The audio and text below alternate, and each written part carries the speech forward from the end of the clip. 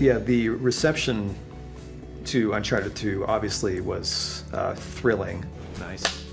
It's so hard when you're so close to a game that you've slaved away on for months and months and months that, you know, all you're going to see initially are the faults. So, you know, when the review stores started coming in, we're like, wow, really? Really? Wow, they didn't notice that thing? Oh, wow, okay, great, awesome. Like getting like so many Game of the Years and like just all those perfect scores and whatever, just so much praise for one game. How many times did it happen in your life? If you're very, very lucky. But at the same time, there was also that, oh shit, people's expectations are gonna be through the roof for the sequel. Guess we better get started.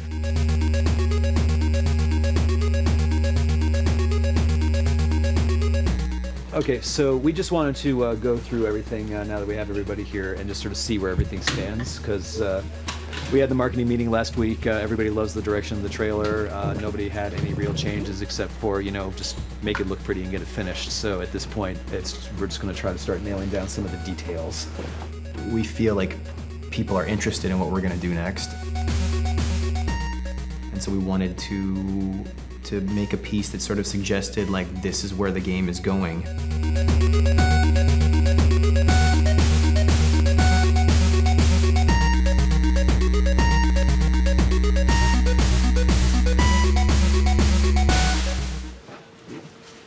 It's gonna be awesome! Obviously, the teaser is kind of a big deal, so a lot of my energy is going into that. But yeah, it's a little terrifying, to be honest. There's a lot more pressure now on us than I think there ever has been. So. Making Uncharted 3, there's a ton of pressure. It's a crushing amount of pressure, to be honest. And some of it's self-imposed and some of it's just naturally imposed by the circumstances. When you know that you've got a big fan base out there that's like waiting for any scrap of information and can't wait for the next game, I'll tell you, there's something to be said for just being under the radar and, you know, being kind of the dark horse that nobody's heard about yet.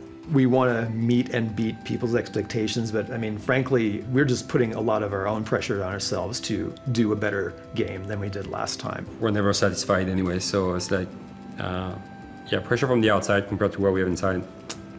Piece of cake. It's nothing.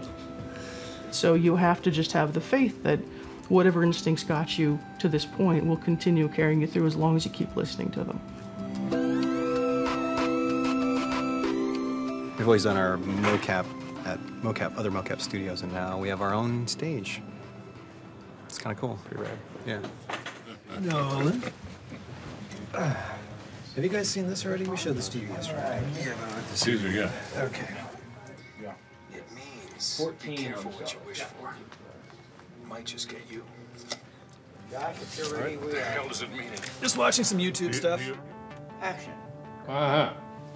Well, that's all real pretty, but what the hell does it mean in English? It means be careful what you wish for. It might just get you. Did you know how popular it was going to be when you stepped onto the project? I had no idea what it was. I remember just going to the audition. I was just in one of those great moods, and here I am sliding over the thing and jumping, knocking over chairs, and I didn't care. I didn't know what it was. It's a TV show. I thought it was a voiceover job. I didn't really know, but I was in a good mood. And then they hired me. I'm like, oh, great, whatever. And then we get into it, and you realize what it is, and you start going.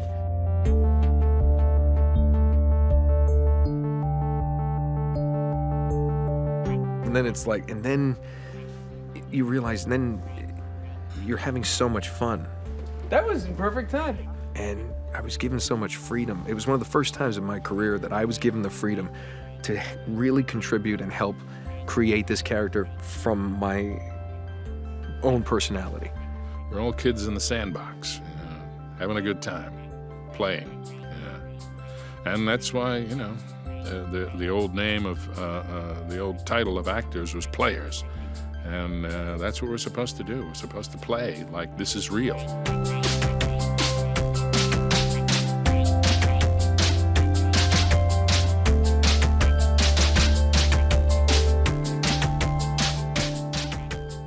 And people love it so much. And they're like, I mean, greatest game I've ever played. You know, it's incredibly flattering. And like I said, it's the best job I've ever had in 15 years in this business. Television, film, doesn't matter. There's nothing better than this. All men dream, but not equally. Anything different in tone, though? Was that getting a little crusty, It's a crusty? little too dreamy, I think. All men dream.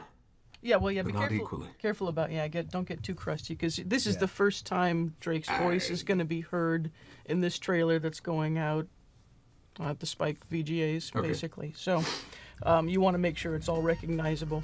Well, I would say we're both excited and worried about our approach to the trailer and how the audience might react to it. You know, in the midst of a lot of other quick-cut trailers and trailers that may be focusing on the visceral experience, doing something that was more of a vignette that had a mood to it is both maybe a positive thing because it may make us stand out, but a risk because it may make us stand out in the wrong way, right? That's always the concern, is you want to be going off in a direction that's bold, but, you know, you're rolling the dice. This I did.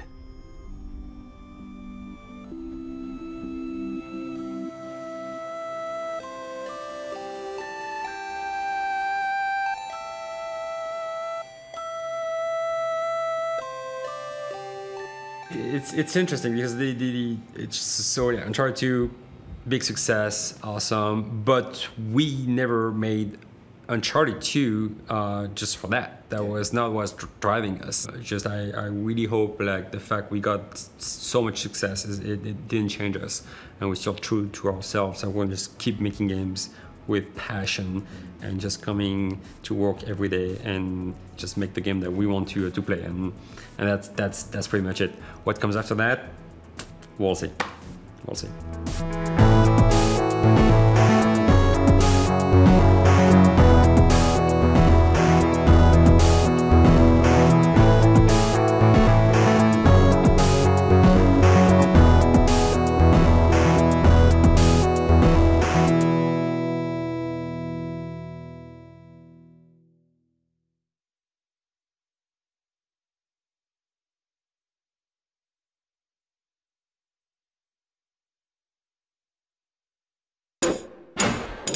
PlayStation